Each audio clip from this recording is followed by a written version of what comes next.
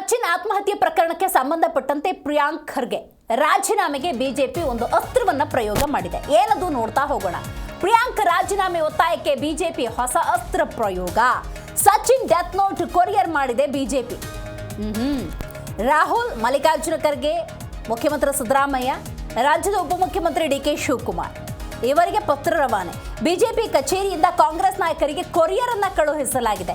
ತರಾತರ ಅಥವಾ ವಿವಿಧ ರೀತಿಯಲ್ಲಿ ಪ್ರತಿಭಟಿಸುವ ಮೂಲಕ ತನ್ನ ಅಸಮಾಧಾನವನ್ನ ಬಿಜೆಪಿ ಹೊರಹಾಕ್ತಾ ಇದೆ. ಮಾತ್ರವಲ್ಲ, ಪ್ರಿಯಾಂಕ್ ಖರ್ಗೆ ರಾಜೀನಾಮೆ ಕೊಡಲೇಬೇಕು ಅನ್ನುವಂಥ ಒತ್ತಾಯ. ಜೀ ಕನ್ನಡ ನ್ಯೂಸ್ನ ಎಕ್ಸ್ಕ್ಲೂಸಿವ್ ಫೋಟೋಗಳನ್ನು ನೀವಿಲ್ಲಿ ಗಮನಿಸಬಹುದು.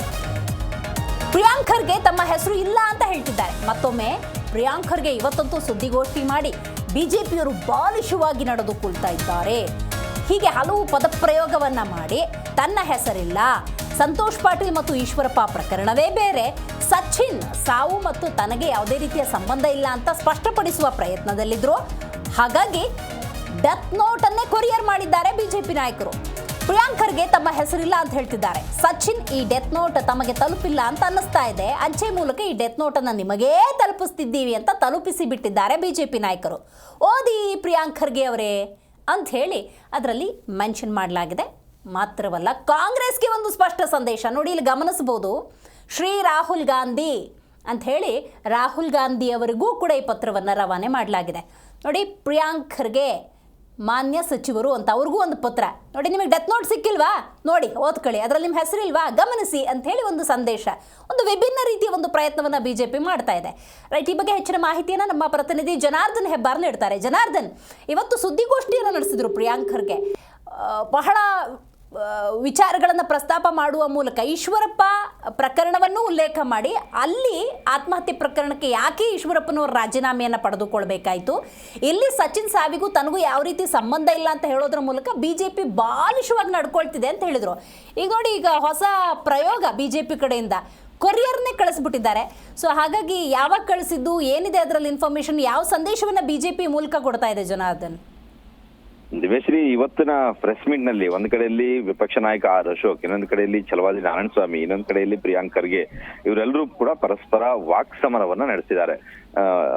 ಸಚಿನ್ ಪಾಂಚಾಳ್ ವಿಚಾರದ ಆತ್ಮಹತ್ಯೆ ವಿಚಾರದಲ್ಲಿ ಪ್ರಿಯಾಂಕ್ ಖರ್ಗೆ ತಮ್ಮ ಪಾತ್ರವೇ ಇಲ್ಲ ಅನ್ನೋಂತ ಮಾತನ್ನ ಹೇಳ್ತಾ ಇದ್ದಾರೆ. ಅಲ್ಲದೆ ಡೆತ್ ನೋಟ್ ನಲ್ಲಿ ತನ್ನ ಹೆಸರಿಲ್ಲ ಅಂತ ಹೇಳಿ, ಆದ್ರೆ ಡೆತ್ ನೋಟ್ ನಲ್ಲಿ ಅವರ ಹೆಸರು ಇದೆ ಅನ್ನೋದಕ್ಕೆ ಮಾರ್ಕ್ ಮಾಡಿ, ಅದನ್ನ ಹೈಲೈಟ್ ಮಾಡಿ, ಅದನ್ನ ಪ್ರಿಂಟ್ ತೆಗೆದು ಹೈಲೈಟ್ ಮಾಡಿ ಅದನ್ನ ಪೋಸ್ಟ್ ಮಾಡೋದ್ರ ಮೂಲಕ, ಕೊರಿಯರ್ ಮಾಡೋ ಮೂಲಕ ಒಂದು ದೊಡ್ಡ ಮಟ್ಟದಲ್ಲಿ ಸಂಚಲನ ಸೃಷ್ಟಿಸಬೇಕು. ಅಂದ್ರೆ ಡೆತ್ ನೋಟ್ ನಲ್ಲಿ ಹೆಸರು ಇದೆ, ನಿಮಗೂ ಅದರ ಬಗ್ಗೆ ಗೊತ್ತಿಲ್ಲದೆ ಇರಬಹುದು, ಇದನ್ನ ಓದ್ಕೊಳ್ಳಿ ಅಂತ ಹೇಳಿ ಕೇವಲ ಸಚಿವ ಪ್ರಿಯಾಂಕ್ ಖರ್ಗೆ ಮಾತ್ರ ಅಲ್ಲ, ಮುಖ್ಯಮಂತ್ರಿಗಳಿಗೆ, ಉಪಮುಖ್ಯಮಂತ್ರಿಗಳಿಗೆ, ರಾಹುಲ್ ಗಾಂಧಿ ಅವರಿಗೆ, ಮತ್ತೆ ಎಐಸಿಸಿ ಅಧ್ಯಕ್ಷರಾಗಿರುವಂತಹ ಖರ್ಗೆ ಅವರಿಗೆ, ಅಂದ್ರೆ ಪ್ರಿಯಾಂಕ್ ಖರ್ಗೆ ಅವರ ತಂದೆ ಮಲ್ಲಿಕಾರ್ಜುನ್ ಖರ್ಗೆ ಅವರಿಗೂ ಸಹಿತ ಈ ಒಂದು ಡೆತ್ ನೋಟ್ ಅನ್ನ ಕೊರಿಯರ್ ಮಾಡೋ ಮೂಲಕ ಬಿಜೆಪಿ ಒಂದು ವಿಭಿನ್ನವಾದಂತಹ ಪ್ರತಿಭಟನೆಯನ್ನ ಶುರು ಮಾಡಿದೆ.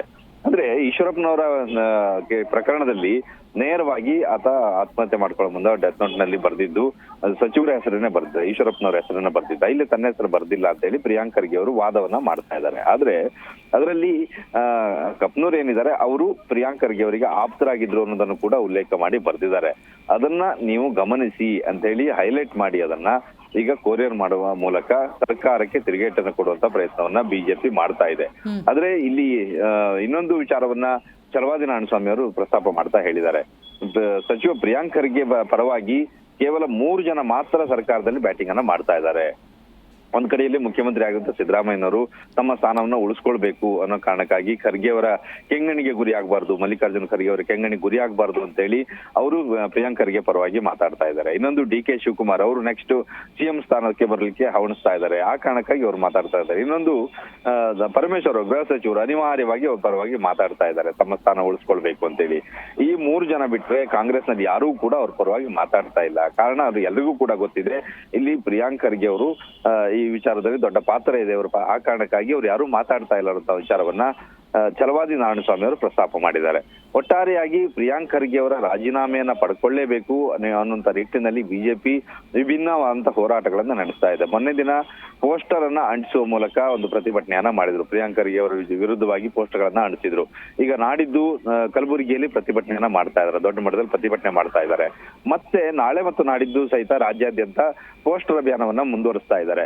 ಇದರ ನಡುವಿನಲ್ಲಿ ಡೆತ್ ನೋಟ್ ಅನ್ನ ಕೊರಿಯರ್ ಮಾಡುವ ಮೂಲಕ ಸರ್ಕಾರಕ್ಕೆ ಇರುಸುಮುರುಸು ಉಂಟು ಮಾಡಬೇಕು, ಜನಸಾಮಾನ್ಯರಿಗೂ ಸಹಿತ ವಿಚಾರ ಗೊತ್ತಾಗಬೇಕು ಅನ್ನೋ ನಿಟ್ಟಿನಲ್ಲಿ ಬಿಜೆಪಿ ಒಂದು ವಿಭಿನ್ನ ಹೋರಾಟವನ್ನ ಆರಂಭಿಸಿದೆ.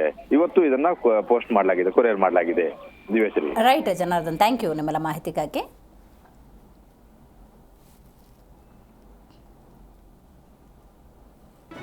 ಜಿ ಕನ್ನಡ ನ್ಯೂಸ್ ಈಗ ನಿಮ್ಮ ಮನೆಯಲ್ಲೇ ನೋಡಿ.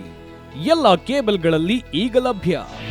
ನಿಮ್ಮ ನೆಚ್ಚಿನ ಜಿ ಕನ್ನಡ ನ್ಯೂಸ್ ಈಗ ಸನ್ ಡೈರೆಕ್ಟ್ ನಲ್ಲಿ number 292, Tata play number 1664, Jio TV number 1334, NXT digital number 30, in cable number 30, city networks 51, U digital number 162, GTPL number 17, Rockline telecommunications number 42, Shri Basaveshwara cable number 168, rural cable network 60, Vinayaka digital 57, Abhishek cable 821, city channel 53, Siddeshwara cable network 57, V4 digital Infotech 628, Surya digital networks 53, Gajanan digital number 836, Malnad Infotech Private Limited number